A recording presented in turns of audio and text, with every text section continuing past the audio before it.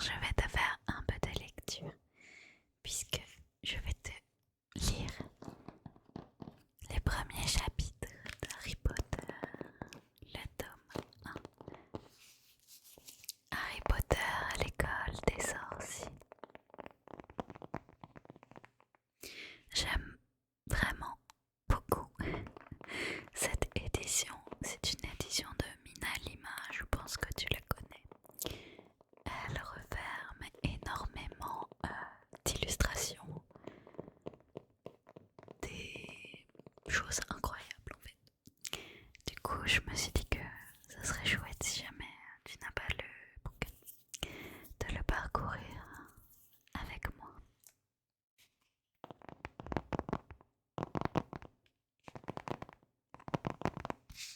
C'est vraiment un livre d'une grande qualité, genre magnifique, je trouve à avoir dans une bibliothèque. Et c'est également un super cadeau de Noël, je trouve. Actuellement, il y a le tome 1, le tome 2 et le tome 3 qui sont sortis dans cette édition. Alors, installe-toi confortablement au fond du lit ou du canapé. N'oublie pas tes écouteurs, on y va. C'est parti. Alors que nous réserve ce magnifique ouvrage.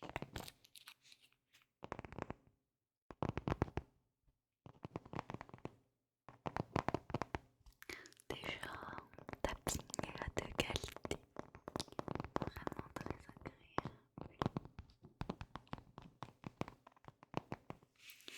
Et cette couverture, non pas avec toute cette dorure magnifique.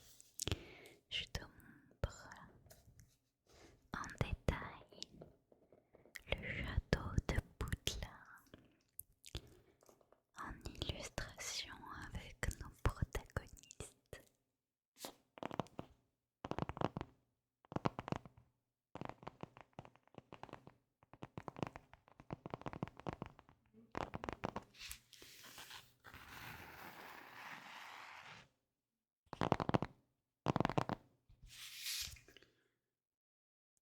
Pas de magie pour Harry Potter.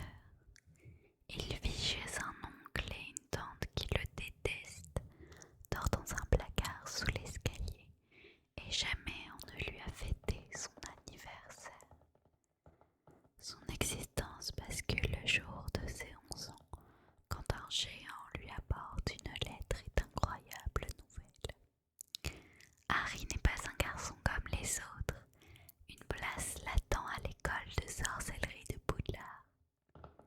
Amitié, match de Quidditch, cours de sortilèges et combat contre des trolls. Une aventure extraordinaire est sur le point de commencer. Mais un mystère entoure la naissance du jeune sorcier.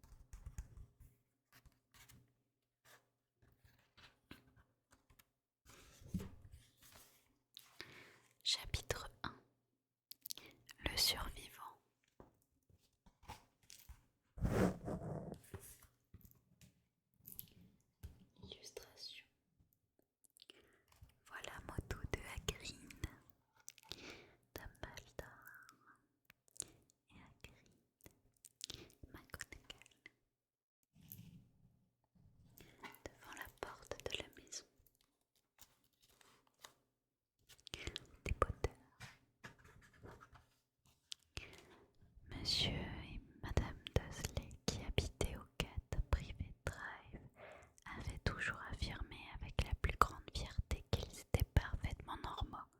Merci pour eux. Jamais quiconque n'aurait imaginé qu'ils puissent se trouver impliqués dans quoi que ce soit d'étrange ou de mystérieux. Ils n'avaient pas de temps à perdre avec des sornettes. Monsieur Dursley dirigeait la Grunnings, une entreprise qui fabriquait des perceuses. C'était un homme grand et massif qui n'avait pratiquement pas de cou, mais possédait en revanche une moustache de belle taille. Madame Dursley, quant à elle, était mince et blonde et disposait d'un coude 2 fois plus long que la moyenne, ce qui lui était fort utile pour espionner ses voisins en regardant par-dessus les clôtures des jardins. Les Dursley avaient un petit garçon prénommé Dudley, et c'était à leurs yeux le plus bel enfant du monde. Les Dursley avaient tout ce qu'ils voulaient. La seule chose indésirable qu'ils possédaient, c'était un secret dont ils craignent plus que tout qu'on le découvre un jour. Si jamais quiconque venait à entendre parler des Potter, ils étaient convaincus qu'ils n'en se remettraient pas. Madame Potter était la sœur de Madame Dursley, mais toutes deux ne s'étaient plus revues depuis des années. En fait, Madame Dursley faisait comme si elle était fille unique, car sa sœur et son bon à rien de mari étaient aussi éloignés que possible de tout ce que faisait un Dursley. Les Dursley tremblaient d'épouvante à la pensée de ce que diraient les voisins si par malheur les Potter se montraient dans leur rue. Ils savaient que les Potter, eux aussi, avaient un petit garçon, mais ils ne l'avaient jamais vu. Son existence constituait une raison supplémentaire de tenir les Potter à distance. Il n'était pas question que le petit Dudley se mette à fréquenter un enfant comme celui-là. Lorsque Monsieur et Madame Dursley s'éveillèrent au matin du mardi où commence cette histoire, il faisait gris et triste et rien dans le ciel nuageux ne laissait prévoir que des choses étranges et mystérieuses allaient bientôt se produire dans tout le pays. Monsieur Dursley bredonnait un air en nouant sa cravate la plus sinistre pour aller travailler, et Madame Dursley racontait d'un ton patin les derniers potins du quartier en s'efforçant d'installer sur sa chaise de bébé le jeune Dudley qui braillait de toute la force de ses poumons. Aucun d'eux ne remarqua la grosse chouette hulotte au plumage mordoré qui voleta devant la fenêtre. À 8h30, Monsieur Dursley prit son attaché-caisse, déposa un baiser sur la joue de Madame Dursley et essaya d'embrasser Dudley, mais sans succès, car celui-ci était en bras une petite crise de colère et s'appliqua à jeter contre les murs de la pièce le contenu de son assiette de céréales. Sacré petit bonhomme, gloussa Monsieur Dursley en quittant la pièce. Il monta dans sa voiture et recula le long de l'allée qui menait à sa maison. Ce fut au coin de la rue qu'il remarqua pour la première fois un détail insolite. Un chat qui lisait une carte routière. Pendant un instant, Monsieur Dursley ne comprit pas très bien ce qu'il venait de voir. Il tourna alors la tête pour regarder une deuxième fois. Il y avait bien un chat tigré assis au coin du Private Drive, mais pas la moindre trace de carte routière. Qu'est-ce qui avait bien pu lui passer par la tête? Il avait dû se laisser abuser par un reflet de soleil sur le trottoir. Monsieur Dursley cligna des yeux et regarda fixement le chat.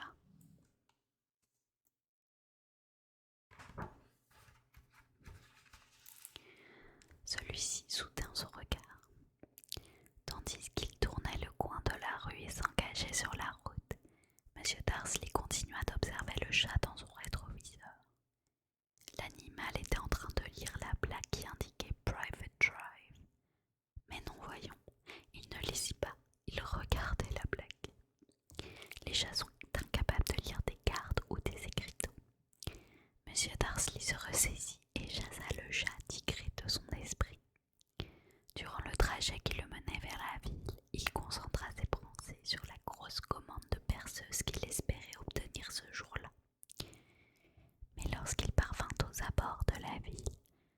chose d'autre chassa les perceuses de sa tête. Assis au milieu des habituels embouteillages du matin, il fut bien forcé de remarquer la présence de plusieurs passants vêtus d'une étrange façon. Ils portaient des capes. Monsieur Dursley ne supportait pas les gens qui s'habillaient d'une manière extravagante. Les jeunes avaient parfois de ces accoutrements. Il pensa qu'il s'agissait d'une nouvelle mode particulièrement stupide. Il pianota sur le volant de sa voiture et son regard rencontra un groupe de ces olibrurieux qui se chuchotaient des choses à l'oreille d'un air surexcité. Monsieur Dursley s'irrita en voyant que deux d'entre eux n'étaient pas des jeunes du tout. Cet homme là-bas était sûrement plus âgé que lui, ce qui ne l'empêchait pas de porter une cape vert émeraude. Quelle imprudence! Monsieur Dursley pensa alors qu'il devait y avoir une animation de rue. Ces gens étaient probablement là pour collecter de l'argent au profit d'une œuvre quelconque. Ce ne pouvait être que ça.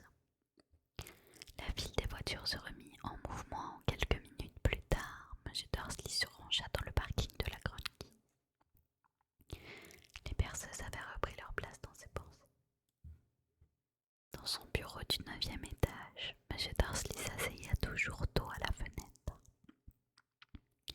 S'il en avait été autrement, il aurait sans doute eu un peu plus de mal que d'habitude à se concentrer sur ses perceuses ce matin-là. Une vie pâle et hibou qui volait à tire-d'aile en plein jour. Mais en bas de la rue, les passants, eux, les voyaient bel et bien. Bouche bée, ils pointaient le doigt vers le ciel tandis que les rapaces filaient au-dessus de leur tête. La plupart d'entre eux n'avaient jamais vu de hibou, même la nuit. Monsieur Dursley, cependant, ne remarqua rien d'anormal, et aucun hibou ne vient troubler sa matinée.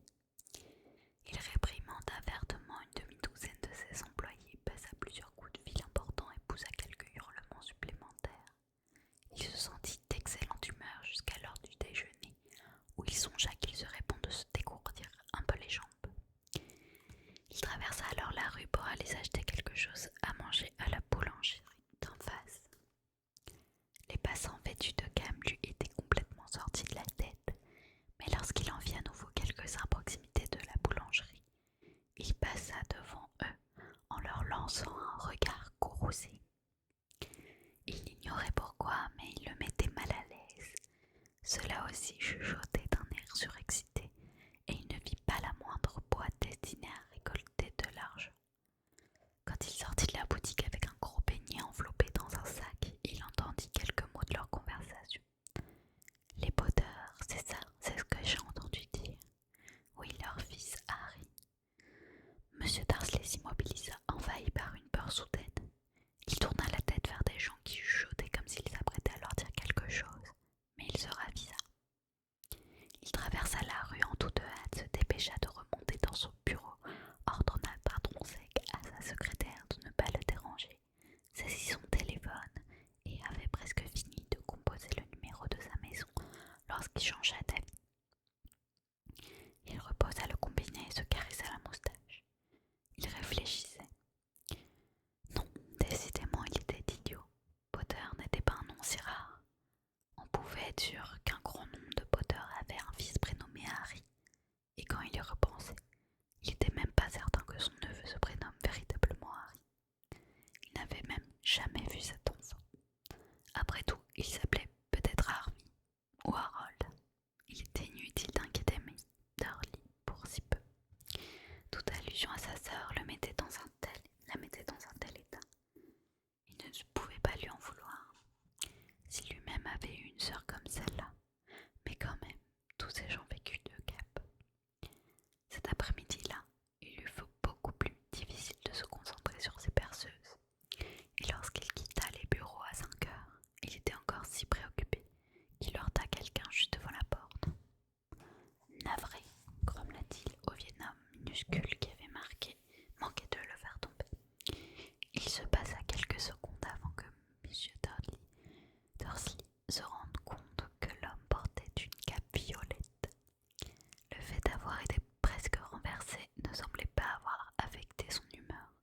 Au contraire, son visage se fendit d'un large sourire, tandis qu'il répondait d'une petite voix perçante qui lui attira le regard des passants. « Ne soyez pas navré, mon mon cher monsieur, rien qu'aujourd'hui ne saurait me mettre en colère. Réjouissez-vous, puisque vous savez qui a enfin disparu. Même les moldus comme vous devraient fêter cet heureux, très heureux jour. Le vieil homme prit alors M. Darcy par la taille et le serra contre lui avant de poursuivre son chemin. M. Darcy resta cloué sur place. Quelqu'un qui n'avait jamais vu de feu venait de le prendre dans ses bras. Il avait l'appelé moldu, ce qui n'avait aucun sens. Il en était tout retourné et se dépêcha de remonter dans sa voiture. Il prit alors le chemin de sa maison, en espérant qu'il avait été victime de son imagination. C'était bien la première fois qu'il espérait une chose pareille, car il détestait tout ce qui avait attrait à l'imagination. Lorsqu'il s'engagea dans l'allée numéro 4 de sa rue, la première chose qu'il vit, et qu'il n'améliora pas son humeur, ce fut le chat tigré qui avait déjà remarqué le matin même. À présent, l'animal était assis sur le mur de son jardin. Il était sûr qu'il s'agissait bien du même chat. Il reconnaissait les dessins de son pelage autour des yeux. Allez, oust! S'exclama M. Dursley. Les chats ne bougea pas. Il se contenta de le regarder d'un air sévère. M. Dursley se demanda si c'était un comportement normal pour un chat. Essayant de reprendre contenance, il entra dans sa maison, toujours décidé à ne rien révéler à sa femme. Madame Dursley avait passé une journée agréable et parfaitement normale. Au cours du dîner, elle lui raconta que tous ces problèmes que la voisine d'à côté avait avec sa fille, et lui signala également que Dolly avait appris un nouveau mot, feu pas. M. Dursley s'efforça de se conduire le plus normalement du monde, et après que Dolly eut été mise au lit, il entra juste à temps dans le salon pour voir la fin du journal télé. D'après des témoignages venus de diverses régions, il semblerait que les hiboux se soient comportés d'une bien étrange manière au cours de la journée, dit le présentateur. Normalement, les hiboux sont des rapaces nocturnes qui attendent la nuit pour chasser leur proie. Il est rare d'en voir en plein jour. Or, aujourd'hui, des centaines de témoins ont vu des oiseaux voler un peu partout, depuis le lever du soleil. Les experts interrogés ont été incapables d'expliquer les raisons de ce changement de comportement pour le moins étonnant. Voilà qui est bien mystérieux, conclut le présentateur en s'autorisant un sourire. Et maintenant voici venue l'heure de la météo avec les prévisions de Jim McCovey. Alors Jim, qu'est-ce qu'on doit s'attendre à d'autres chutes de hibou au cours de la nuit prochaine? Ça, je serais bien incapable de vous le dire, Ted, répondit l'homme de la météo. Mais sachez en tout cas que les hiboux n'ont pas été les seuls à se comporter d'une étrange manière. Des téléspectateurs qui habitent dans des régions aussi éloignées les unes des autres que le Kent, le Yorkshire et la côte est de l'Écosse m'ont téléphoné pour me dire qu'au lieu des averses que j'avais prévues, ils ont vu des véritables pluies d'étoiles filantes. Peut-être s'agissait-il de feux de joie de la nuit du 5 novembre, bien que ce ne soit pas encore la saison. Quoi qu'il en soit, vous pouvez être sûr que le temps de la nuit prochaine sera très humide. M. Dursley se figea dans son fauteuil. Des pluies d'étoiles filantes sur tout le pays, des hiboux qui volent en plein jour, des gens bizarres vêtus de capes, et ces murmures sur les poteurs. Madame Dursley entra dans le salon avec 2 tasses de thé. Décidément, il y avait quelque chose qui n'allait pas. Il fallait lui en parler. M. Dursley, un peu nerveux, s'éclaircit la gorge. Pétunia, ma chérie, dit-il, tu n'as pas eu de nouvelles de ta sœur récemment? Comme il s'y attendait, son épouse parut choquée et furieuse. Elle faisait toujours semblant de ne pas avoir de sœur. Voici les Dursley devant la télévision qui apprennent les nouvelles des hiboux et des feux de nuit.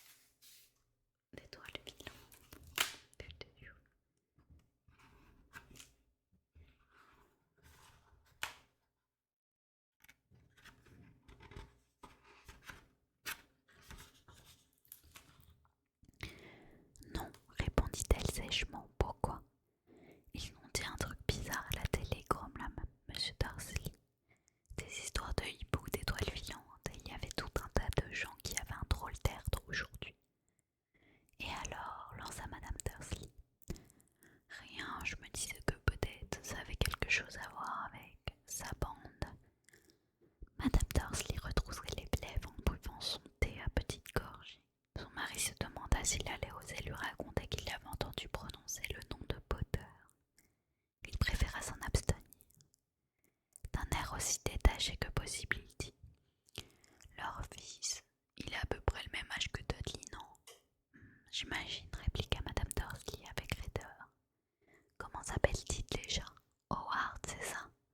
Harry, un nom très ordinaire, très désagréable, si tu veux mon avis. Ah oui, répondit M. Dursley en sentant son cœur s'arrêter. Oui, je suis d'accord avec toi. Il ne dit pas un mot de plus à ce sujet tandis qu'il montait l'escalier pour aller se coucher. Pendant que Madame Dursley était dans la salle de bain, M. Dursley se glissa vers la fenêtre de la chambre et jeta un coup d'œil dans le jardin. Le chat était toujours là. Il regardait dans la rue comme s'il attendait quelqu'un. M. Dursley imaginait-il des choses? Tout cela avait-il un lien avec les Potter? Si c'était le cas, s'il s'avérait qu'ils étaient parents avec des... Non, il ne pourrait jamais le supporter. Les Dursley se mirent au lit. Madame Dursley s'endormit très vite, mais son mari resta éveillé, retournant dans sa tête les événements de la journée. La seule pensée qui le consola avant de sombrer enfin dans le sommeil, ce fut que même si les Potter avaient vraiment quelque chose à voir avec ce qui s'était passé, il n'y avait aucune raison pour que lui et sa femme en subissent les conséquences. Les Potter savaient parfaitement ce que Pétunia et lui pensaient des gens de leur espèce. Ils ne voyaient pas comment tous deux pourraient être mêlés à ces histoires. Il bâilla et se retourna. Rien de tout cela ne pouvait les affecter. Il avait grand tort de penser ainsi, tandis que M. Dursley se laissait emporter dans un sommeil quelque peu agité. Le chat sur le mur, lui, ne montrait aucun signe de somnolence. Le petit chat et Dumbledore à la nuit devant la maison des Dursley. Dans cette merveilleuse illustration, donc resta assis immobile comme une statue fixant de ses grands yeux ouverts le coin de Private Drive. Il n'eut pas la moindre réaction lorsqu'une potière de voiture claqua dans la rue voisine, ni quand deux hiboux passèrent au-dessus de sa tête. Il était presque minuit quand il bougea enfin. Un homme apparut à l'angle de la rue que le chat avait observé pendant tout ce temps. Il apparut si soudainement que dans un tel silence qu'il semblait avoir géri du sol. La queue du chat frémit, ses yeux se rétrécirent. On n'avait encore jamais vu dans Private Drive quelque chose qui ressemblât à cet homme. Il était grand, mince et très vieux, à en juger par la couleur argentée de ses cheveux et de sa barbe qui lui descendait jusqu'à la taille.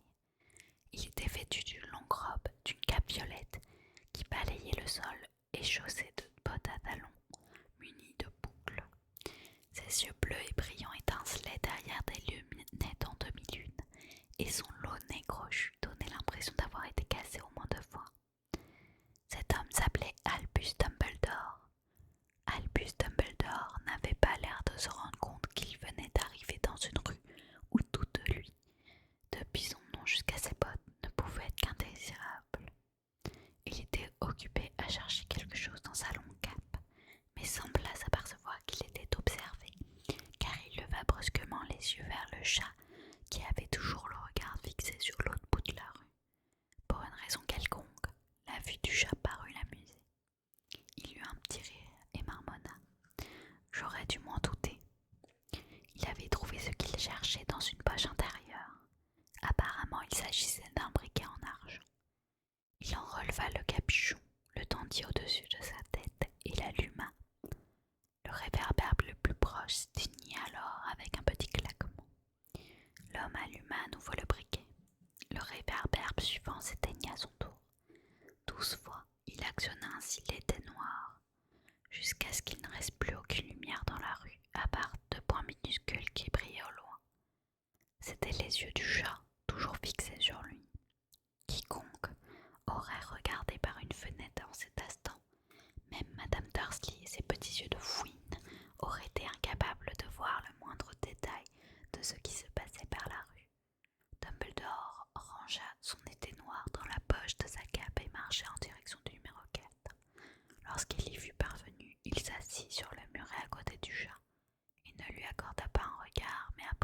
le silence, il lui parla. C'est amusant de vous voir ici, professeur McGonagall. Il tourna la tête pour s'adresser un sourire au chat gris, mais celui-ci avait disparu. Dumbledore souriait à présent à une femme d'allure sévère avec des lunettes carrées, qui avait exactement la même forme que les motifs autour des yeux de chat. Elle aussi portait une cape d'un vert émeraude. Ses cheveux étaient tirés en un chignon serré et elle avait l'air singulièrement agacée. Comment avez-vous su que c'était moi demanda-t-elle. Mon cher professeur, je n'ai jamais vu un chat se tenir d'une manière aussi raide. Vous aussi vous seriez un peu raide si vous restiez assis toute une journée sur un mur de briques, répondit le professeur McGonagall. Toute la journée, alors que vous auriez pu célébrer l'événement avec les autres. En venant ici, j'ai dû voir une bonne douzaine de fêtes et de banquets. Le professeur McGonagall renifla d'un air courroucé. Oui, je sais, tout le monde fait la fête, dit-il avec agacement.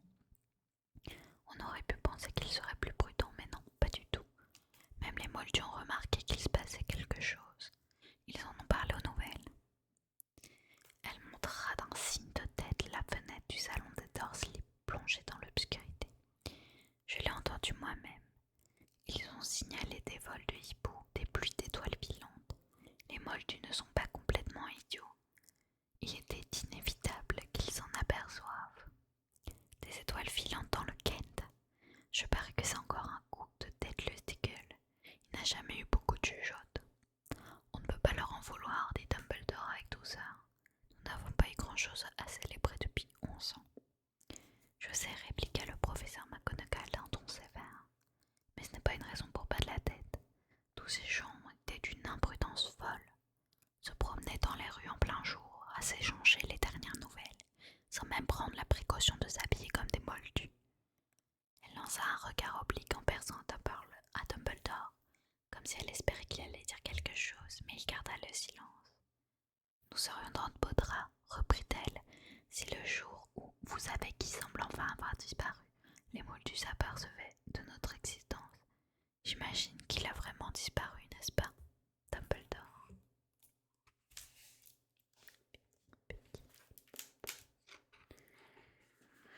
Il semble qu'il en soit ainsi en effet, assura-t-il, et nous avons tout lieu de nous en féliciter.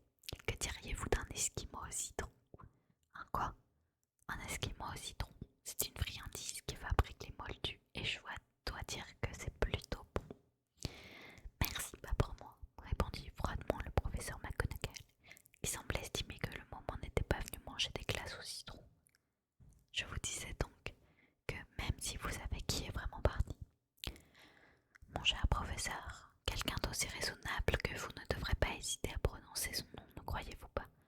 Cette façon de dire tout le temps vous savez qui n'a aucun sens. Pendant 11 ans, j'ai essayé de convaincre les gens de l'appeler par son prénom. Voldemort. Le professeur McGonagall fit une grimace, mais Dumbledore, qui avait sorti 2 esquimaux au citron, ne parut pas le remarquer. Si nous continuons à dire vous savez qui, nous allons finir par créer la confusion. Je ne vois aucune raison d'avoir peur de prononcer le nom de Voldemort. Je sais bien que vous n'en voyez pas, répliqua le professeur McGonagall, qui semblait moitié exaspéré, moitié admiratif. Mais vous êtes différent. Tout le monde sait que vous êtes le seul à avoir jamais fait peur à vous savez qui ou à Voldemort, si vous y tenez. Vous me flattez, dit Dumbledore d'une voix tranquille. Voldemort dispose de pouvoirs que je n'ai jamais eus. C'est simplement parce que vous avez trop disons, de noblesse pour en faire usage. Heureusement qu'il fait nuit. Je n'ai jamais autant rugi que le jour où Madame Pomme-Fraîche m'a dit qu'elle trouvait mes nouveaux cache-oreilles ravissants. Le professeur McGonagall lança un regard perçant à Dumbledore. Les hiboux, ce n'est rien comparé aux rumeurs qui circulent, déclara-t-elle. Vous savez ce que tout le monde dit sur les raisons de sa disparition, ce qui a fini par l'arrêter. Apparemment, le professeur McGonagall venait d'aborder le sujet qui lui tenait le plus à cœur, la véritable raison qui l'avait décidé à attendre toute la journée assis sur un mur glacial. Car jamais un chat ni une femme n'avait fixé Dumbledore d'un regard aussi pénétrant que celui du professeur en cet instant. À l'évidence, elle n'avait pas l'intention de croire ce que tout le monde disait.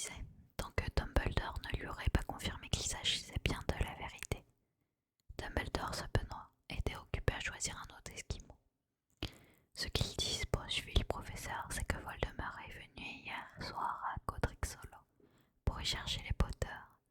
D'après la rumeur, Lily et James Potter sont... Enfin, on dit qu'ils sont morts.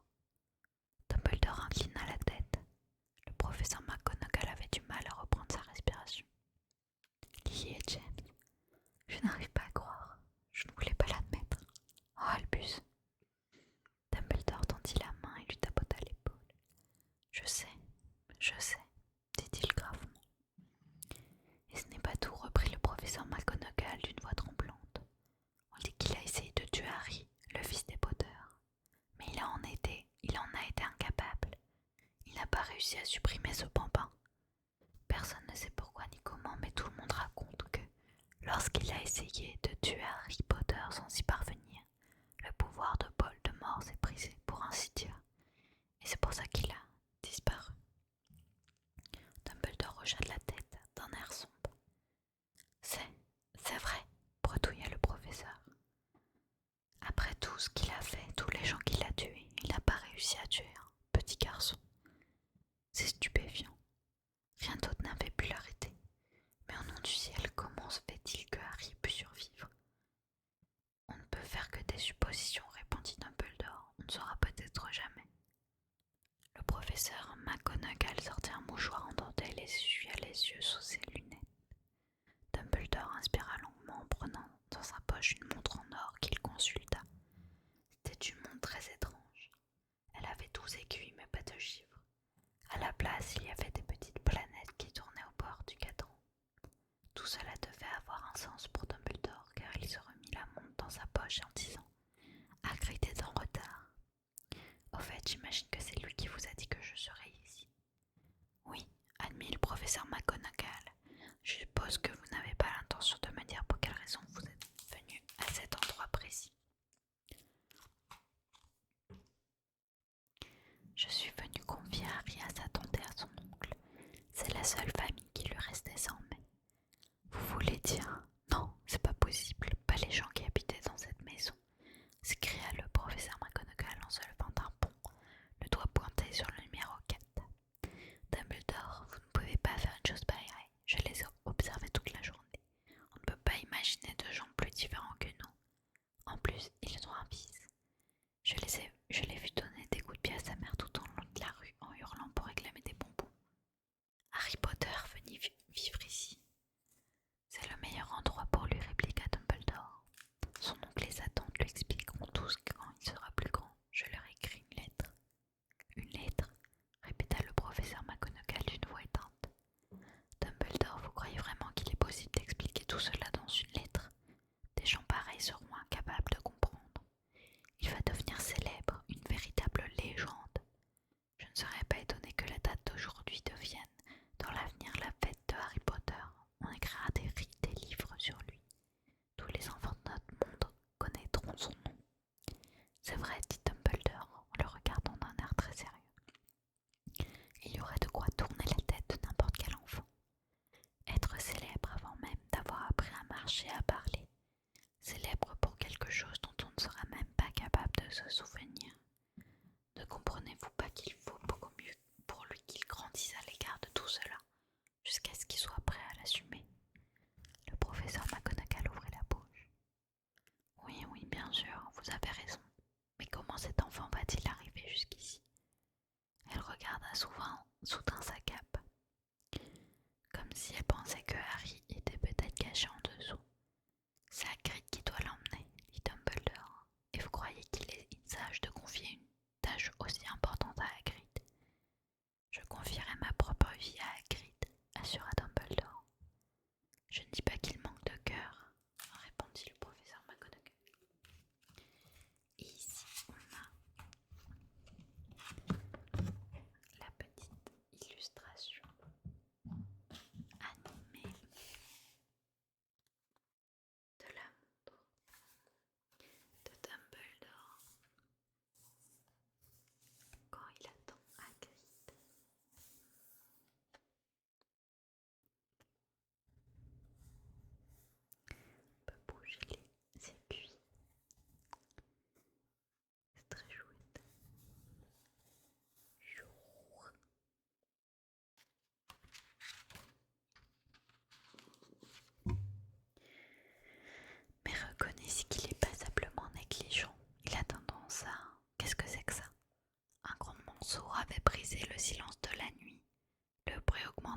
l'immensité tandis qu'il scrutait la rue des deux côtés pour essayer d'apercevoir la lueur d'un phare. Le grondement se transforma en pétrade au-dessus de leur tête.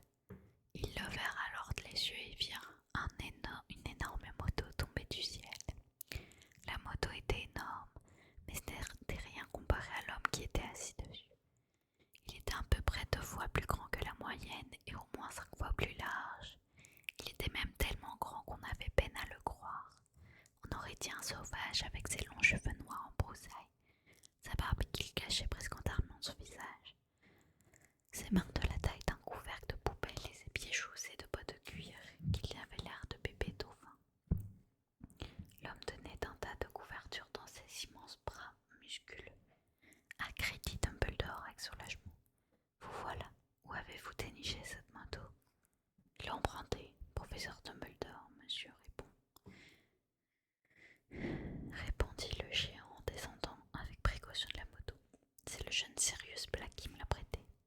Ça y est, j'ai réussi à vous l'amener, monsieur. Vous n'avez pas eu de problème? Non, monsieur, la maison était presque entièrement détruite.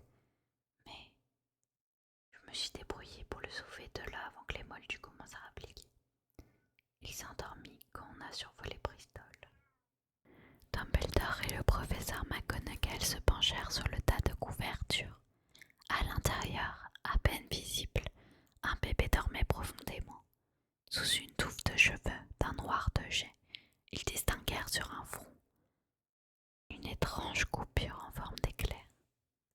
C'est là que, murmura le professeur McGonagall. Oui, répondit Dumbledore. Il gardera cette cicatrice à tout jamais. Vous ne pourriez pas arranger ça? Même si je le pouvais, je ne le ferais pas. Les cicatrices sont parfois utiles. Moi-même, j'en ai une au-dessus du genou qui représente le plan exact du métro de Londres. Donnez-le-moi, Hagrid. Il est temps de faire ce qu'il faut. Dumbledore prit Harry dans ses bras et se tourna vers la maison des Dursley. Est-ce que je pourrais lui dire au revoir, monsieur? Demanda Hagrid. Il pencha sa grosse tête hirsute vers Harry et lui donna un baiser qui devait être singulièrement piquant et râpeux. Puis soudain, Hagrid laissa échapper un long hurlement de chien blessé. Chut!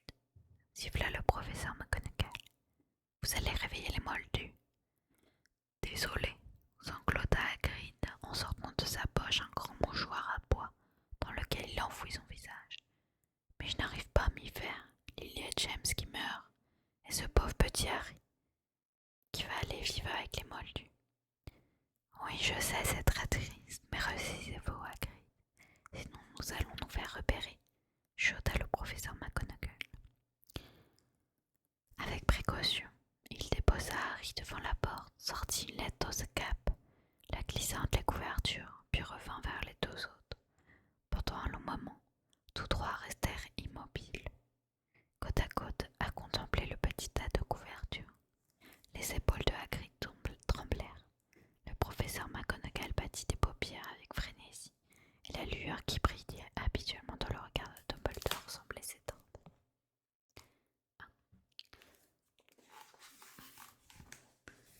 Pour les petites illustrations, on a Hagrid sur sa moto qui amène le petit Harry Potter.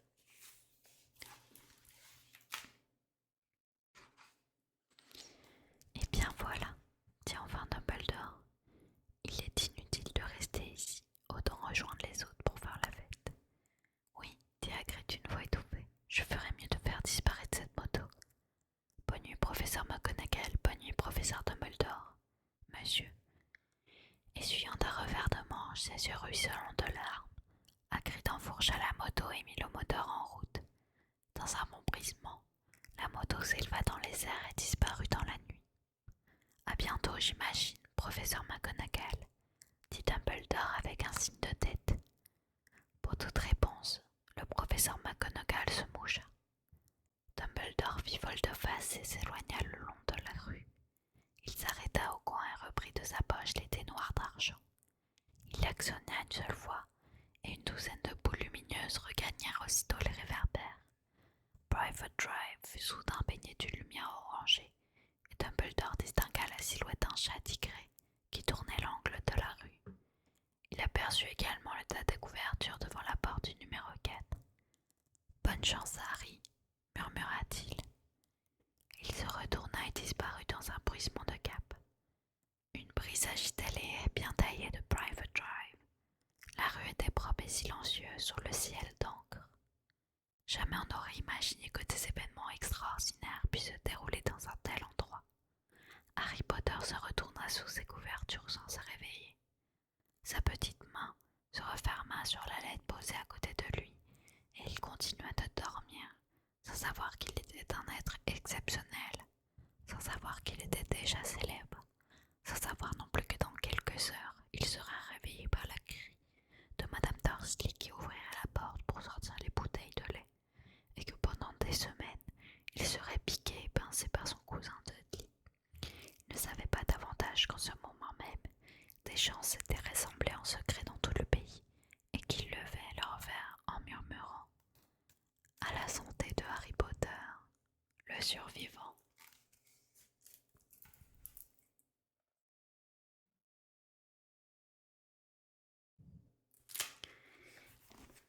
Et voilà pour le premier chapitre de Harry Potter à l'école des sorciers de l'édition Minalima. J'espère que cette vidéo t'aura apaisé, détendu et endormi. N'hésite pas à me le dire en commentaire si tu es toujours réveillé et à suivre la chaîne